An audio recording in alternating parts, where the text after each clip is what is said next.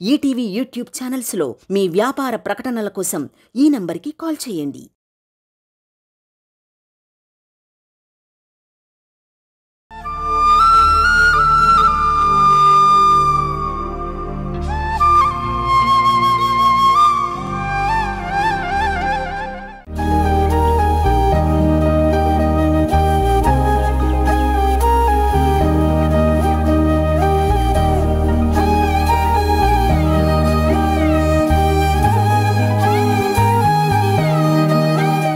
ఎంతసేపని ఎదురు చూస్తుంటావే?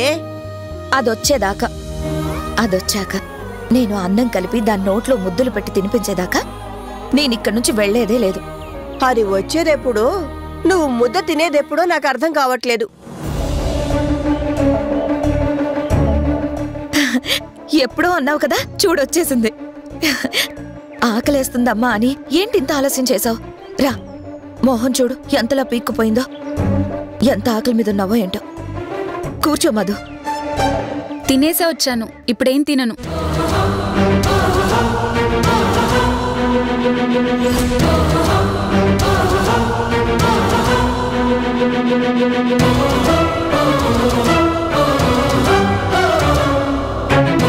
అదేంటి మధు, వండుంచు వచ్చి తింటానని చెప్పావు కదా. నన్ను వెయిట్ చేయించానని ఆ ఫీల్తో ఏమన్నా అలా చెప్తున్నావా? ఫీలేం లేదు, పీకల దాకా ఫుల్లుగా హ్యాపీగా తినొచ్చాను.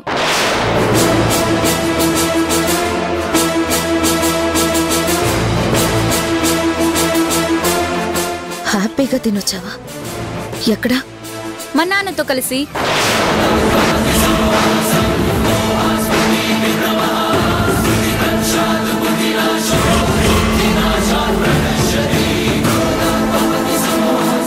ఏంటి, నాన్నతోనా? నేను దాచాను, నేను చెప్పకపోతే దీనికి నాన్న ఎలా తెలుస్తాడని అనుకున్నావు కదా. ఎవరి కోరిక ఎలా తీర్చాలో, ఎవరి బాధ ఎలా నివారించాలో ఆ భగవంతుడికి తెలుసు. ఆయనే నాకు నాన్ననిచ్చాడు, గొప్ప సంతోషాన్ని మిగిల్చాడు.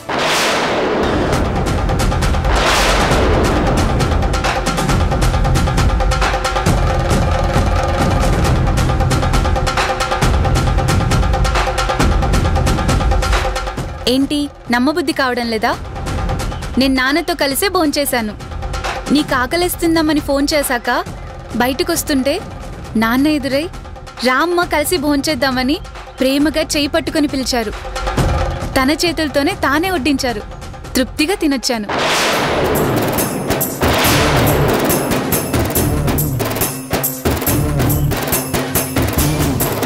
నాన్నేంటి, ఎదురు పడ్డవేంటి, కలిసి తిండవేంటి? నాకేం అర్థం కావడం లేదు. నాన్నంటే మా నాన్నగారండి. తనే లంచ్ చేసి వెళ్ళమని బలవంతం చేస్తే మధు మొహమాట పడి కాదనలేక తినాల్సి వచ్చింది.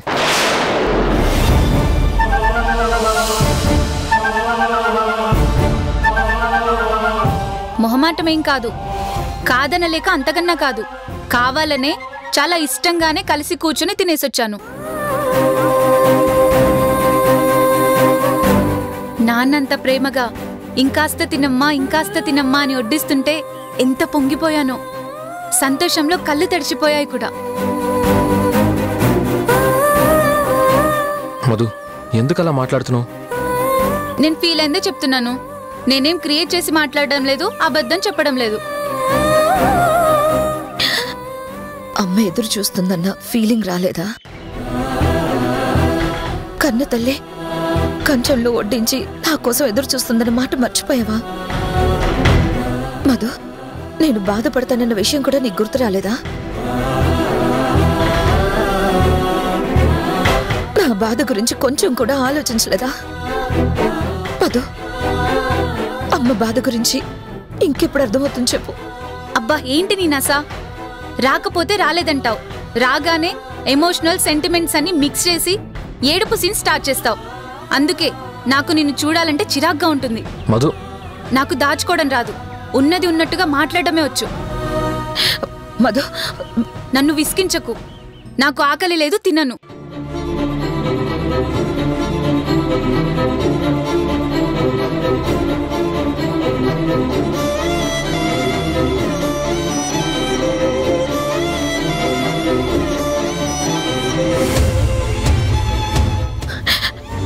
చిన్న రా, నువ్వైనా తిందుగానే. నా పిల్లలకి నేను తినిపించానన్న తృప్తి అయినా మిగులుతుంది. అక్కపక్కనే నేను ఉన్నాను, తనతో పాటే నేను తినాల్సి వచ్చింది. సారీ అమ్మా.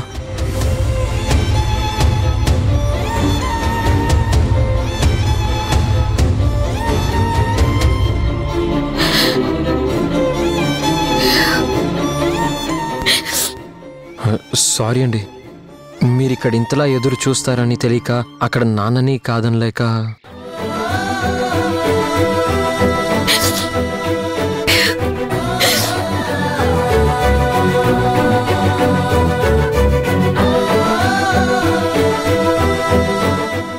దాన్ని ఇంకా దేవుడే కరుణించాలి. ఆయనకి తప్ప దాన్ని ఓదార్చే ధైర్యం ఎవరికీ లేదు. ఎప్పుడు కరుణిస్తాడు, దాని కన్నీళ్లు ఎప్పుడు దూరం చేస్తాడు అర్థం కావడం లేదు. అమ్మమ్మ, ఏ బాధ జీవితకాలం ఉండదు. నువ్వు నమ్మే ఆ దేవుడు తప్పకుండా న్యాయం చేస్తాడు.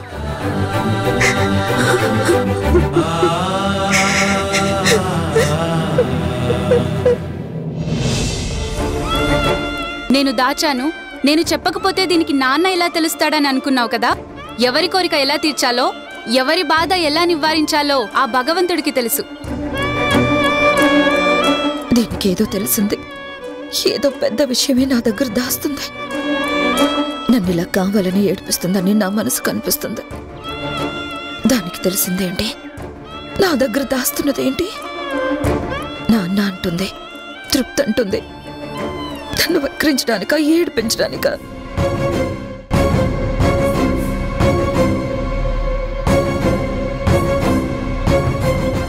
అమ్మా, ఏంటి చిన్న?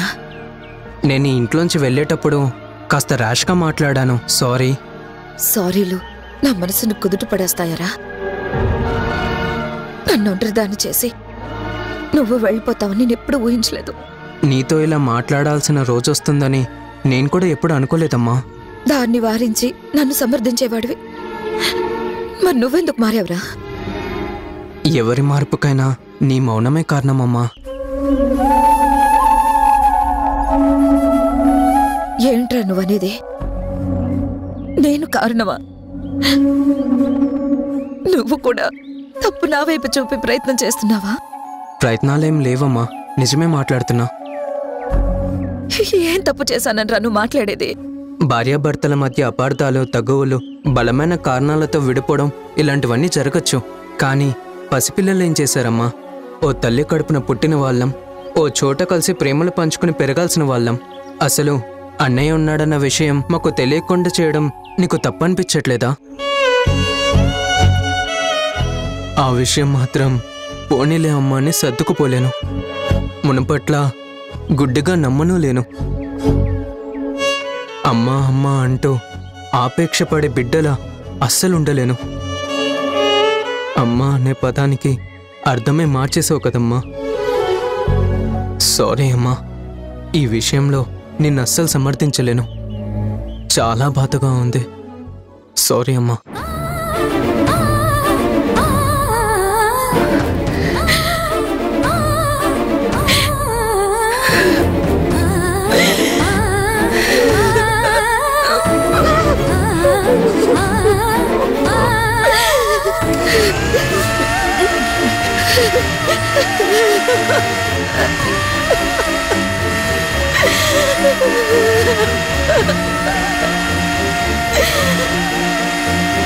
ఈ టైంలో మిక్సీ పడుతోందేంటి? ఇప్పుడు మిక్సీ ఆన్ చేసావేంటి? అయ్యో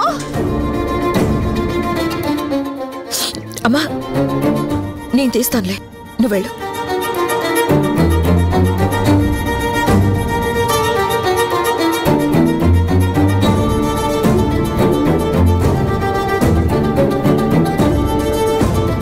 నేను అలా అడిగినందుకు అమ్మ అప్సెట్ అయినట్టుంది.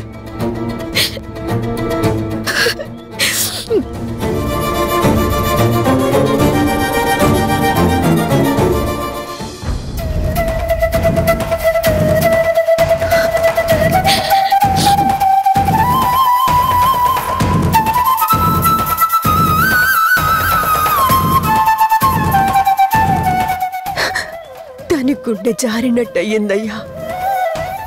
బాధ భరించలేకపోతోంది.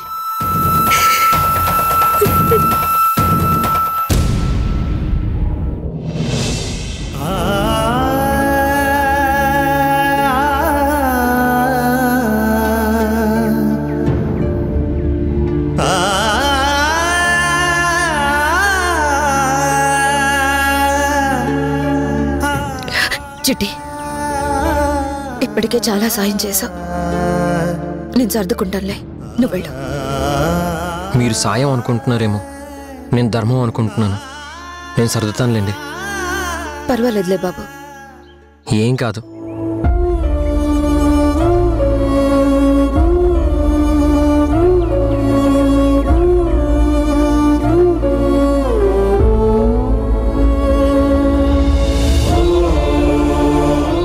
అయినా నాకు అర్థం కావడం లేదు.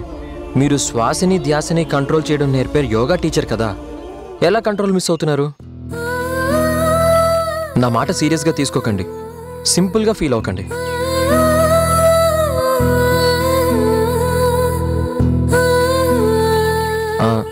నాకు యోగా నేర్పిస్తారా? ఫీజు మాత్రం ఇవ్వనండి.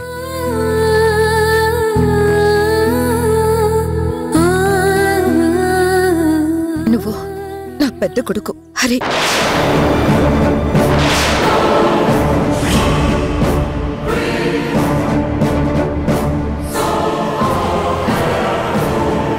అవును, నువ్వు నా హరివే, అనుమానం లేదు. వాడు ఏమీ తెలియని చిన్నతనంలో నా చేయి జారిన ప్రతిదాన్ని తిరిగి నా చేతికి అందిస్తుండేవాడు. ఇప్పుడు నువ్వు అదే పని చేసావు. నువ్వు ఆ రోజు అచ్చు నీలాగే ఉంటాడని చెప్పావు. నాకు నీలో వాడే కనిపిస్తున్నాడు.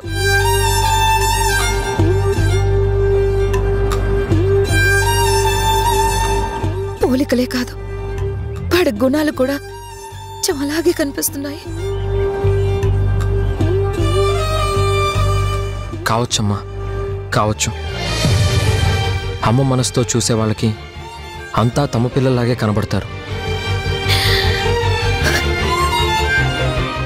అది అమ్మ మనసు తెలిసిన వాళ్ళకి మాత్రమే తెలుస్తుంది. మీకు మీ పెద్దబ్బాయి అంటే చాలా ఇష్టం కదా? అంత ఇష్టాన్ని ఎలా వదులుకొని రాగలిగారు?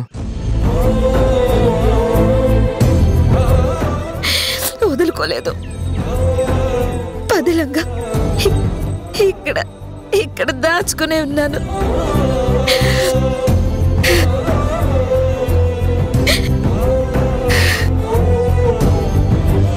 చోటు గొప్పదే కాదనను,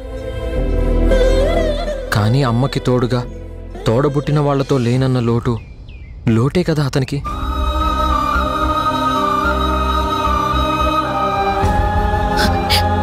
విధికి జాలి దయ అనేవి ఉండవు. విధికి లేకపోవచ్చు, కానీ కన్న తల్లికి ఉంటాయిగా. కన్నవారిగా ఏళ్లు గడిచినా ఓసారి కన్నబిడ్డని కళ్ళతో చూసుకోవాలనిపించలేదా? మిమ్మల్ని వెళ్లకుండా ఎవరైనా ఆపారా? పసిగుడ్డుగా వదిలేసి వచ్చానే అని ప్రాణం లాగలేదా? పట్టించుకోవాలని అనిపించలేదా? ఇన్నేళ్లకి మీకు ఇప్పుడెందుకు గుర్తుకొస్తున్నాడు? మీకు దగ్గర అనుకున్న వాళ్ళు దూరం అయ్యేసరికి దూరంగా ఉన్న వాళ్ళ మీద ధ్యాస మళ్ళిందా?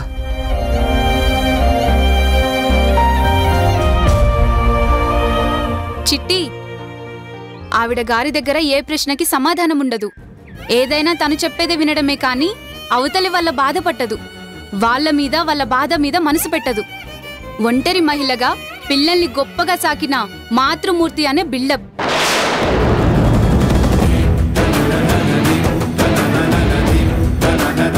నటిస్తున్న ప్రేమలు ప్రత్యక్ష దైవంగా భావించి హారతులు పట్టాలి అంతే.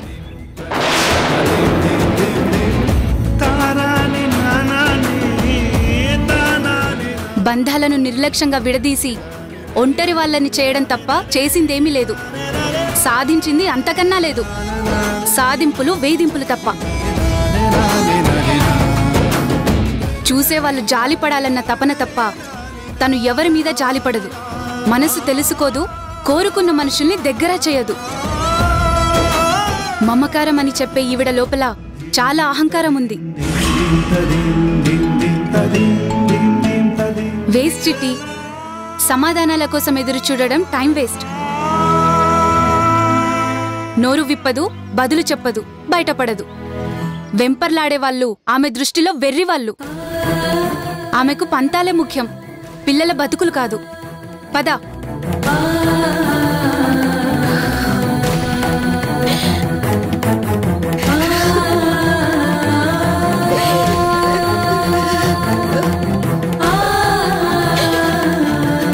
ప్రశ్నలు వేసినంత సులభం కాదు సమాధానాలు చెప్పడం. మనసు నొప్పించినంత తేలిక కాదు మెప్పించడం. ఇది మీకుగా కలిగిన ఆలోచన, ఎవరన్నా కలిగించిన ఆలోచన తెలియదు గాని మీ మనసులో నాన్న మంచి, అమ్మ తప్పు అనే అభిప్రాయం బలపడింది.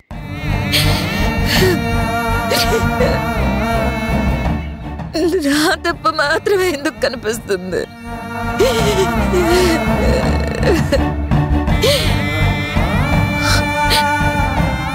చిన్న అన్నట్టు నా మౌనమే కారణమా? ఫాదర్ ఇస్ గుడ్ అనే భావన ఎలా కలిగింది?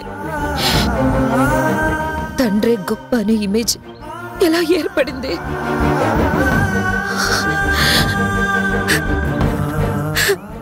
అంతా నా మూలంగానేనా?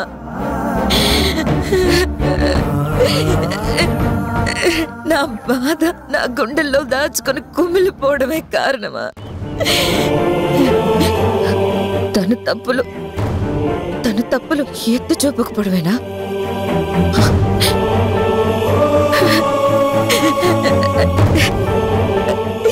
మీ నాన్న ఇలా అలా అని చెడుగా చెప్పకపోవడమే నేను చేసిన నేరమైందా? నా పిల్లలు నా వాళ్ళు అని ప్రేమ చూపించానే కానీ నాన్నని ద్వేషించాలనేలా పెంచుంటే బాగుండేదేమో. ఇవాళ నాకు ఈ పరిస్థితి వచ్చి ఉండేదే కాదేమో. నేనిలా ఈసడించబడ్డానికి నా పెంపకమే లోపమా?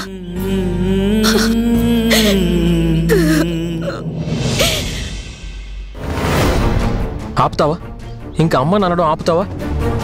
మరి సాధు జంతువులా ఉంటే తను మనకి ఏ ఇన్ఫర్మేషన్ ఇవ్వదు. తను చాలా సెల్ఫిష్. మన ప్రేమ తనకి మాత్రమే దక్కాలని స్వార్థం. ప్లీజ్ మధు, అమ్మ నువ్వు అలా అంటుంటే నాకు బాధగా ఉంటుంది. కొత్తగా వరుస తెలిసింది కాబట్టి అలా ఫీల్ అవుతున్నావు. నేను విసిగి వేసారి విరక్తి కలిగి అంటున్నా. నువ్వు ముందు విరక్తి తగ్గించుకోకపోతే మన ప్లాన్ వర్కౌట్ కాదు. నువ్వు ఏమైనా చెప్పు, ఎన్నైనా చెప్పు, నేను మాత్రం ఆమెను క్షమించను గాక క్షమించను. దీన్ని డైవర్ట్ చేయకపోతే తిట్లు ఆపదు. అసలు నీకు అమ్మ గురించి, అమ్మా నాన్నల గతం గురించి తెలీదు. ఏం తెలుసని తప్పు ఒక్కరిదే అన్నట్టు మాట్లాడుతావు. అమ్మని కాస్త పక్కన పెట్టు. అసలు నిజాలు తెలిసాక మాట్లాడుకుందాం. అప్పటిదాకా ఎవరిని మనం ఏమి అనడానికి వీల్లేదు. 100% ఈవిడదే తప్పుంటుంది. ఈమె ఈగో గురించి నాకు బాగా తెలుసు, ఎలాంటి డౌట్ లేదు. ఆపంటున్నా కదా. ఫ్యాక్ట్ తెలిసాక ఎవరి గురించి అయినా డిస్కషన్. అందాక తప్పు ఎవరిది అని డిసైడ్ అవ్వద్దు. వాళ్ళ మధ్య ఏం జరిగి ఇలా విడిపోయారో పిల్లల్లాగా తెలుసుకోవాల్సిన బాధ్యత మన మీద ఉంది. సో తెలుసుకుని ఏం చేయాలని నీ ఉద్దేశం? ఉద్దేశం క్లియర్గా చెప్పా కదా. వాళ్ళని కలపాలి, కలిపే ప్లాన్ చెయ్యాలి. కలిపే అవకాశం లేకపోతే, ఎవరు తగ్గపోతే మనం తపన పడతాం కదా. తప్పు సరిదిద్దే ప్రయత్నం చేసేవాళ్ళు తపనెందుకు పడతారు? నువ్వు కలపాలని ఆరాట పడుతున్నావు కానీ నాకు పెద్ద ఇంట్రెస్ట్ లేదు. అలా అంటావేంటి మధు? ఇన్నేళ్ళు ఎవరి లైఫ్ వాళ్ళదే అనుకుని బ్రతికారు కదా. కాంప్రమైజ్ చేసి కలిపిన గ్యాపే కదా. ఎందుకే అలా అంటావు? వాళ్ళు హ్యాపీగా ఉంటే మనం కూడా హ్యాపీగా ఉండొచ్చు కదా. అరే, నువ్వు కోరుకుంటున్నావు కాబట్టి ఓ అన్నకి చెల్లెలుగా హెల్ప్ మాత్రమే చేస్తా. వర్కౌట్ అయినా కాకపోయినా నాకేం దిగులు లేదు, బాధపడే పనే లేదు. ఎందుకంటే నాకు అమ్మ అక్కర్లేదని డిసైడ్ అయ్యా. నాన్న దగ్గరికే వెళ్తా, ఆయనతోనే ఉండిపోతా. నాకివిడగా రున్నా లేనట్టే. అసలు ఆ మనిషి మీద ప్రేమ అనేదే లేదు. అవసరం కూడా అంతకన్నా లేదు. పాజిటివ్గా థింక్ చేద్దాం. కానప్పుడు అనే నెగిటివ్ థింకింగ్ ఇప్పుడు ఎందుకు? ఈ చెల్లెలి మాట ఒకటి వింటావా? ఏంటది? నెగిటివ్ అయినా నువ్వు నాతో డిఫర్ అవ్వద్దు. ప్లానే వర్కౌటే. నువ్వు నన్ను అన్నగా హ్యాపీగా చూడాలి. ముందు అన్నగా నన్ను సాటిస్ఫై చేయి, తర్వాత వాళ్ళ సంగతి చూద్దాం. తప్పకుండా. నీ సాటిస్ఫాక్షన్ కోసం ఏం చేయమంటావో చెప్పు. ఏం చేయడానికైనా నేను రెడీ. సరే అయితే ముందు మనం బయటికి వెళ్దాం పదా. ఫస్ట్ ఎక్కడికి వెళ్దాం? గుడికి వెళ్దాం. What a surprise. గుడి అన్నావంటే చాలా ఆశ్చర్యంగా ఉంది. మంచి అన్నయ్యని ఇచ్చిన దేవుడికి థ్యాంక్స్ చెప్పుకోవాలి కదా, అందుకు.